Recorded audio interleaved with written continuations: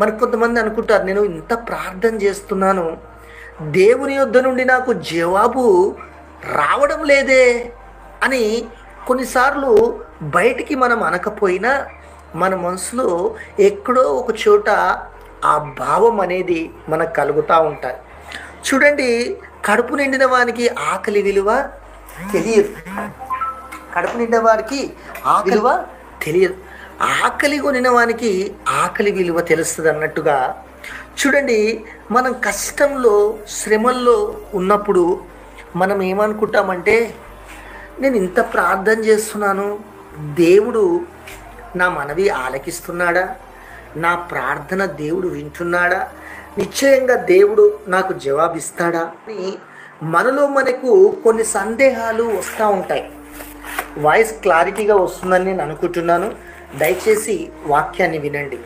దేవుడు మనకు ప్రశ్న వేస్తున్నాడు. దీని ద్వారా మనసులో వచ్చినటువంటి ఆలోచనలకు మన ప్రార్థన దేవుడు వింటున్నాడా వినడా, దేవుడు జవాబుగా ఈ రాత్రి మాట్లాడుతున్నాడు.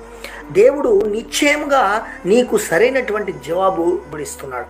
చెవులను కలగజేసిన నేను నీ ప్రార్థన వినకుండా నా చెవులను మూసుకుంటానా? కాబట్టి ఆయనకు ఒక పేరుందండి. అదేంటంటే, ఆయన అంట ప్రార్థన ఆలకించేవాడట. ప్రార్థన ఆలకించేటువంటి దేవుడు నీ ప్రార్థన ఆలకించట్లేదని నువ్వు ఎలా అనుకుంటున్నావు? కాబట్టి నువ్వు ఉదయకాలం చేసిన ప్రార్థన కావచ్చు, మధ్యాహ్నం కాలం చేసిన ప్రార్థన కావచ్చు, రాత్రికాల సమయంలో చేసిన ప్రార్థనలు కావచ్చు, దేవుడు నిశ్చయముగా నీ ప్రార్థన ఆలకిస్తాడు. చూడండి, ఆశ కలిగినటువంటి ప్రాణాన్ని దేవుడు తృప్తిపరిచినట్లుగా జక్కయ్య ప్రాణాన్ని దేవుడు తృప్తిపరిచాడు. జక్కయ్య గురించి మనకు తెలుసు. జక్కయ్య ఎలాంటి వ్యక్తి అంటే, ప్రజలందరి దృష్టిలో గొప్ప ఘోరమైన బహుఘోరమైన పాపాత్ముడు. వారి ఊరి ప్రజల దృష్టిలో కావచ్చు, వారి బంధువులు, స్నేహితులు, వారికి తెలిసిన సమస్తం కూడా జక్కయ్యను ఏ విధంగా చూస్తున్నారు చెప్పండి? ఏ విధంగా చూస్తున్నారు? ఒక ఘోరమైన పాపాత్మునిగా చూస్తున్నారు. జక్కయ్య గరీబోడేం కాదు, జక్కయ్య ధనవంతుడు, జక్కయ్య సుంకపు గుత్తదారుడు. కానీ జక్కయ్యను చూస్తున్నారు, ఎలా చూస్తున్నారంటే ఘోరమైన పాపాత్మునిగా చూస్తున్నారు. చాలామంది యేసుప్రభు జక్కయ్య ఇంటికి వెళ్ళినప్పుడు చాలామంది తమలో తాము సనుగుకొనకడం చాలా ఉంటాయి కదా. లోకంలో కూడా సేవకుల మీద సనుగుకుంటూ ఉంటారు, మందిరాల మీద సనుక్కుంటూ ఉంటారు, పరిశుద్ధుల మీద సనుగుతూ ఉంటారు, విశ్వాసుల మీద సనుగుతూ ఉంటారు, పరిచర్య చేసేవారి మీద సనుగుతూ ఉంటారు, పాటలు పాడేవారి మీద సనుగుతుంటారు, వాక్యం చెప్పేవారి మీద సనుగుతూ ఉంటారు. ప్రియమైన సహోదరులారా, ఈ రాత్రికాల సమయంలో అలాంటి సనుగులు ఒకవేళ ఎవరిలోనైనా నీ విషయంలో ఉన్నాయేమో, నీ మీద ఎప్పుడూ ఒకరు సనుగుతూ ఉన్నారేమో. ఎంతగా సనుగుతారో సనగని, వారికి జవాబు చెప్పేది నీవు కాదు. హల్లెలూయా. వారికి జవాబు చెప్పేది నీవు కాదు. చూడండి, బయటికి ఒక మాట అంటే ఆ మాటకు మనం ఏం చేస్తామంటే జవాబు ఇస్తాం. కొంతమంది జవాబు ఇవ్వరు, దేవునికి వదిలేస్తారు, మంచిదే. బయటికి వినబడేటువంటి మాటకు మనం జవాబు ఇవ్వగలుగుతాం, కానీ హృదయములో సనుగుకున్నటువంటి ఆ సనుగులు ఏ విధంగా మనం పసిగట్టగలం? మనం పసిగట్టలేం కదా. నరుడు పై రూపాన్ని లక్ష్య పెడతాడు, యెహోవా హృదయాన్ని లక్ష్య పెడతాడు. దేవునికి స్తోత్రం, హల్లెలూయా. కాబట్టి ప్రియమైన సహోదరి, నువ్వు పై రూపాన్నే చూసావు. ప్రియమైన సహోదరుడా, నువ్వు పై రూపాన్ని మాత్రమే చూసావు, కానీ దేవుడు హృదయాన్ని చూస్తాడు. నీ మీద వేసేటువంటి ఆ నిందలు కావచ్చు, నీ మీద పలికేటువంటి ఆ దుర్భాషలు కావచ్చు, నీ మీద చెప్పేటువంటి చెడ్డ మాటలు కావచ్చు. చూడండి, లోకంలో చాలామంది మనకు విరోధంగా ఎన్నో మాటలు మాట్లాడుతూ ఉంటారు కదా. యేసయ్య ఏం చెప్పాడు? లోకములో మీకు శ్రమ కలుగుతుంది. మత్తయి సువార్త 5వ అధ్యాయము 11వ వచనం 11వ వచనం 12వ వచనం మనం చదువుకుందాం. నా నిమిత్తము జనులు మిమ్మును నిందించి హింసించి మీ మీద అబద్ధముగా చెడ్డమాటలెల్ల పలుకున్నప్పుడు మీరు ధన్యులు, సంతోషించి ఆనందించుడి, పరలోకమందు మీ ఫలము అధికమగును. ఇలాగున వారు మీకు పూర్వమందుడిన ఫలను హింసిరి. ఈ మాట విన్నప్పుడు ఏమర్థం చేసి నాకు మాత్రమే జరుగుతున్నది అనుకుంటాం మనం కదా. నాకే ఇలాగ జరుగుతుందా, మరి ఇతరులకు కూడా ఇది జరిగిందా అంటే, మనకంటే ముందుగా చాలామంది భక్తులు ఈ నిందలు, ఈ అవమానాలు, ఈ యొక్క సనుగులు అన్నీ కూడా భరించారు కదా. విశ్వాస వీరుల జాబితా మనకు హెబ్రీ పత్రికలో కనబడతాయి. మరి వారికి కలిగినటువంటి కఠినమైన పరిస్థితులు, వారికి కలిగిన నిందలు, అవమానాలు, దెబ్బలు, బాధలు, హింసలు, ఉపద్రవాలు అన్నీ ఇన్ని కావండి. హల్లెలూయా. ప్రభు చెప్పిన విధంగా మీరు చెప్పండి ఏంటి, లోకము తన వారిని స్నేహిస్తుంది. లోకము తన వారిని స్నేహిస్తుంది, మనం కాదు. మనం ఎప్పుడైనా మనము దేవునితో కలిసి ఉండేవారు. యేసయ్యను ద్వేషించారు గనక నిశ్చయంగా మనను కూడా ద్వేషిస్తారని యేసయ్య తన ఒక పరిచర్యలో భాగంగా ఈ మాటలన్నీ మనకు తెలియజేశాడండి. ప్రియమైన సహోదరి సహోదరుడా, ఈరోజు నీ మీద సనిగే సనుగులు, నీ మీద వేసే అపనిందలు నువ్వు భయపడని అవసరం లేదు. ఎందుకంటే దేవుడు చెప్పాడు కదా, ఇదిగో నేను లోకమును జయించి ఉన్నాను. దేవునికి స్తోత్రం. ఆయన జయించిన దేవుడు గనక నీకు నాకు ఒక ధైర్యం ఉంది.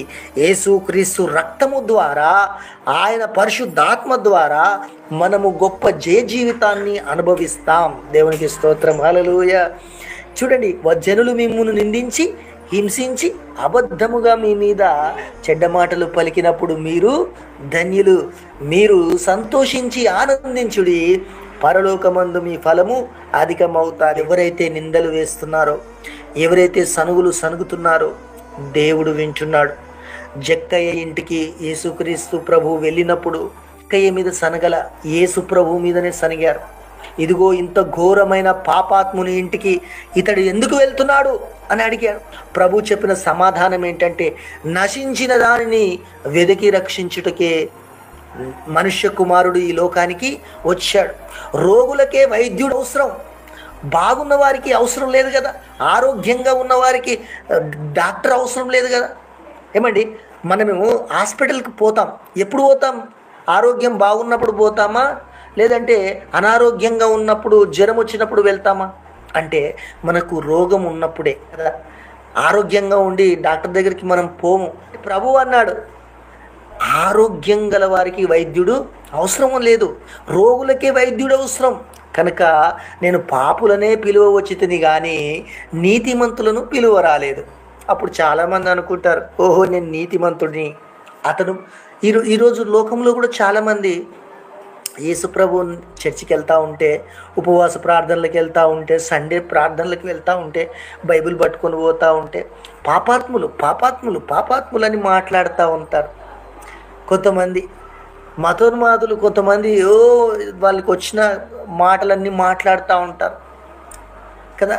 లోకం చాలా మాట్లాడుతుంది, లోకం ద్వేషిస్తుందని ప్రభువే చెప్పాడు. కాబట్టి వాళ్ళని నిందించడం మన పని కాదు, వారిని మనం అనడం మన పని కాదు. కానీ మన దేవుని గురించి మనం ప్రకటించడం, మన నీతిని మనం కాపాడుకోవడం.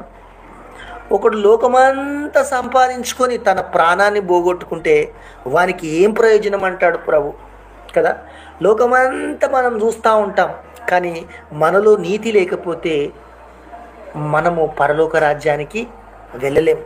వేషధారులతో, పరిసయ్యులతో దేవుడు మాట్లాడతాడు, ఇదిగో మీరు సున్నము కొట్టిన సమాధుల వలె ఉన్నారు అంటాడు. చాలామంది కోపం వస్తుంది, ఏంటి సమాధులతో మమ్మల్ని పోలుస్తావా? సమాధులు ఎలా ఉంటాయి చెప్పండి? సమాధులు ఎలా ఉంటాయి? దగ దగ దగ దగ మెరుస్తూ ఉంటాయి.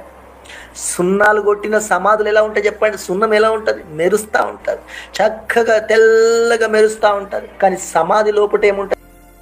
అది లోపట ఎముకలు, కుళ్ళిపోయిన వాసన, క్రిములు, కీటకాలు, దుర్వాసన ఎంతో భయంకరంగా ఉంటాయి.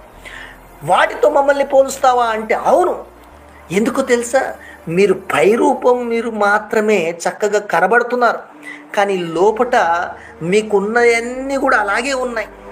లోపట ఉన్న ద్వేషం, పాపం, కలహం, మత్సరం, క్రోధం, వ్యభిచారం, దొంగతనం, నరహత్యలు ఇవన్నీ మీ హృదయంలో ఉన్నాయి. మీరు బయట క్లీన్ చేస్తున్నారు కానీ హృదయాన్ని క్లీన్ చేసుకోవట్లేదు, హృదయాన్ని శుద్ధి చేసుకోవట్లేదు. కనుక ప్రభు చెప్పాడు, నేనే సత్యం, నేనే జీవం, నేనే మార్గం, నా ద్వారా తప్ప తండ్రి యొద్దకు ఎవడు కూడా రాడు. ఎన్ని ప్రయత్నాలన్నా మీరు చేయండి, ఎన్ని నీతి కార్యాలన్నా చేయండి, ఎన్ని మాటలన్నా మీరు మాట్లాడండి, నా ద్వారా తప్ప తండ్రి యొద్దకు ఎవడు కూడా రాడు.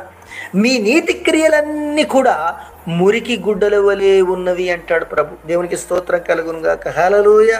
కాబట్టి ప్రియమైన సహోదరి సహోదరుడా, ఒకవేళ ఈ వాక్యాన్ని నువ్వు వింటున్నట్టయితే దేవుడు నీతో నాతో ఈ రాత్రికాల సమయంలో మాట్లాడుతున్నాడు.